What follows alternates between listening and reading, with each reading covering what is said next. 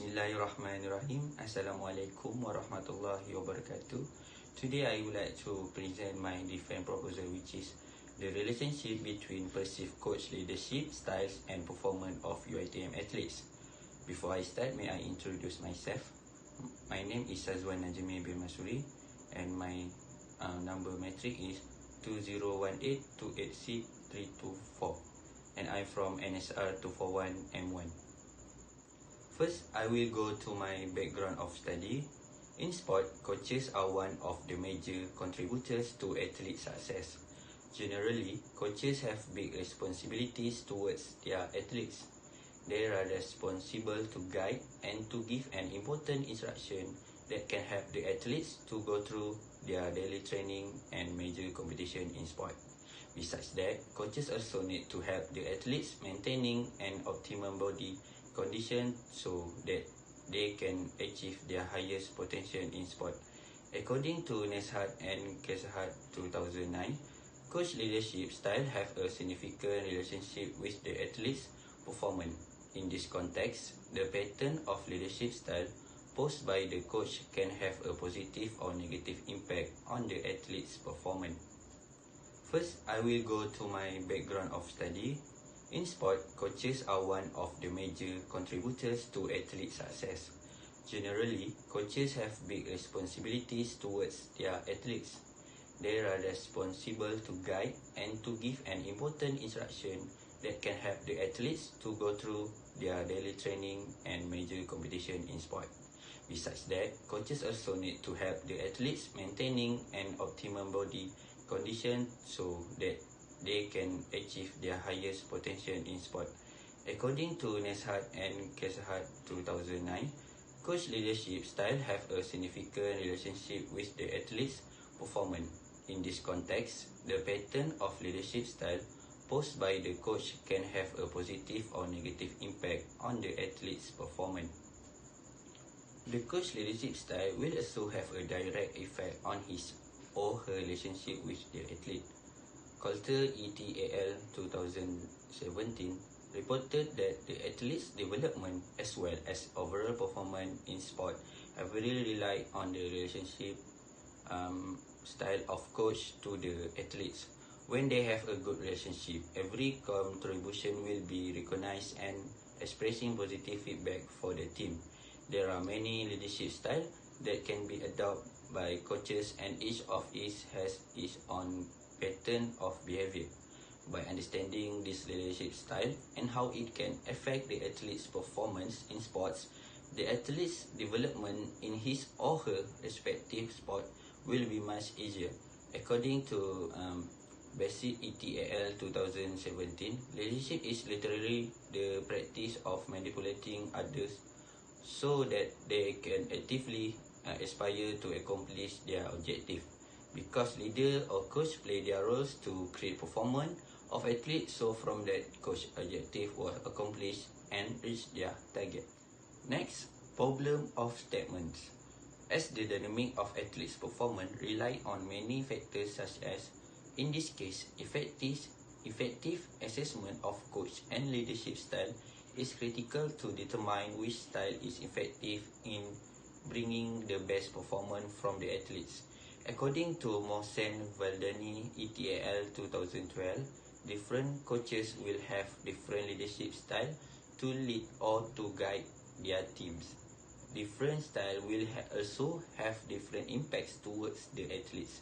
For example, if the coach leadership style autocratic, the athletes tend to be more motivated and successful in sport. According to Meling and Little 2004, stated that autocratic leaders are high-ranking leaders and are the center of every activity that takes place in establishment. However, there is a certain leadership style that cannot be accepted by the athlete. Therefore, it has a negative impact towards their performance in sport.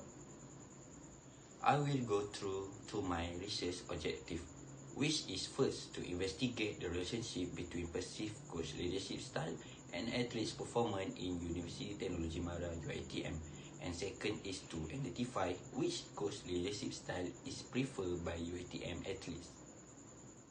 Next, I move to the significance of study. It contains two, which is first, sport person, and second, sport organization. For the sport person, the benefit that can be gained, it is can teaches athletes honesty, acceptance, sportsman spirit, and teamwork. Being a sport person or athlete also make a feel like an all-rounder, thus increasing their self-confidence. And athletes will also build physical strength and perseverance while practicing race for the sport events. Next, for the sport organization, the benefit that can sport organization gain is they can get the interest from the athlete because they can use the athlete as promoting their organization by use them as ambassador to their product. Okay, I will go to the next slide, which is literature review. First is theories of leadership. There are as many different views of leadership as there are characteristics that distinguish leader from non-leaders. While most research today has shifted from traditional trait or personality-based theories to a situation theory, which dictates that the situation is which leadership is exercised is determined by the leadership skill and characteristic of the leaders. Avolio, Wallenbois, and Wember 2009. First theory of leadership that I took for this research is situational theories. Situational theories propose that leaders choose the best course of action based upon situational condition or circumstances. Different style of leadership may be more appropriate for the different types of decision making. For example, in a situation where the leader is expected to be most knowledgeable and experienced member of a group, an authoritarian style of leadership might be more appropriate. In other instances, where group members are skilled, expert to be treated as such, a democratic style may be more effective. Second theories of leadership is behavioral theory. Behavioral theories of leadership are based on the belief that great leaders are made, not born. This leadership theory focuses on the action of leader, not on intellectual qualities or internal state. According to behavioral theory, people can learn to become leaders through training and observation. Naylor, 1999, notes that interest in the behavior of leadership has been stimulated by a systematic comparison of autocratic and democratic leadership styles. It has been observed that groups under these types of leadership perform differently. Autocratically, that group will work well so long as the leader is present. Group members, however, tend to be unhappy with the leadership style and express hostility. Democratically led group do nearly as well as the autocratic group. Group members have more positive feelings, however, and not hostility. Most importantly, the effort of group members continue even when the leader is absent. Next is leadership style. They contains three, which is first democratic, autocratic, and laissez-faire. Democratic officially are consistently promoting and fostering collective consensus and party debates. This approach focuses on management that offer feedback and assistance to its staff and division while embracing and seeking input from individual team leaders. According Dahl 1989 and Fishkin 1991 have proclaimed the democratic leadership influence people in a manner consistent with basic democratic principles and process, such as deliberation, equal participation, inclusiveness, and self-determination, said in Gas Steel 1994, and Basir ETAL 2017. Next is autocratic. According to Adebakin and Ibadanomosi 1996, describe an autocratic leader as one who is very aware of his position and has little faith or trust in his subordinate. And lastly is laissez-faire. This style of leadership, such as giving full responsibility to the athlete without consulting them. Coaches are continually taking choice to encourage athletes to allow them to be able to do what they believe is best for their journey.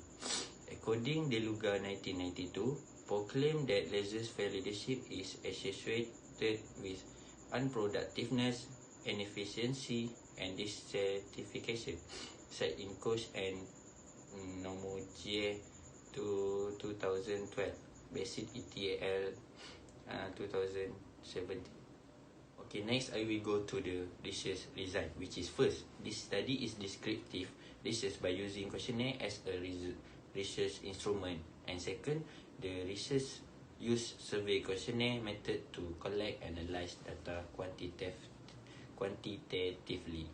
Next, for the sampling, first, the research style of coach and performance of athletes.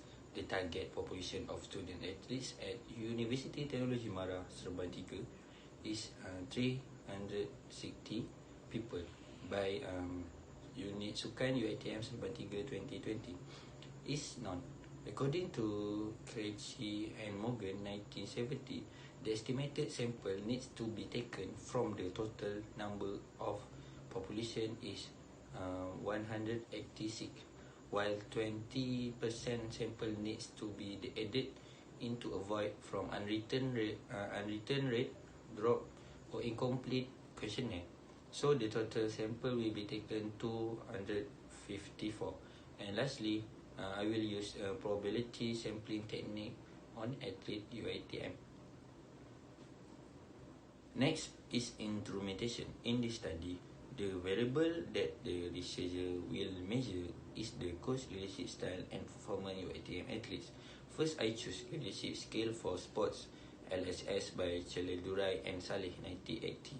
The purpose of the development, the LS Cheledurai and Saleh 1980, was to attempt to deal with a certain problem relating to leadership in the sport context. And lastly, 5-point Likert type scale ranging from strongly disagree 1 to strongly agree 5. Next is data collection procedure. This research will require an ethic form.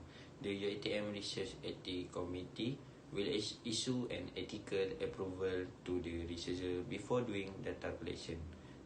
After that, seek permission to do research from head of the organization and permission from the supervisor to distribute the questionnaire to the respondent using online platform, which through Google Form. Then after the questionnaire has been answered, the researcher will collect the questionnaire. Each of the questionnaire will be checked by the researcher properly to identify whether the respondent fully answered all the question or not. Lastly, the researcher will analyze the data in the system. Next, data analysis. The research use IBM SPSS version 25, analyze the questionnaire data and thus test the research hypothesis. The respondent should complete the data entry because the study includes the questionnaire. After all data have been collected, all the details will compile in the SPSS. The data set will filter manually before running any test. All invalid sample, such as respondents skip any question, the questionnaire will be removed completely. The study use descriptive analysis and Pearson correlation. The following section will clarify how these methods work to evaluate the hypothesis and determine the significant level. In this study, the significance will be set as P 0.05 and alpha 0.05. Okay, that's all for me. Thank you for hearing my present, and wabillahi taufiq wa hidayah. Assalamualaikum warahmatullahi wabarakatuh.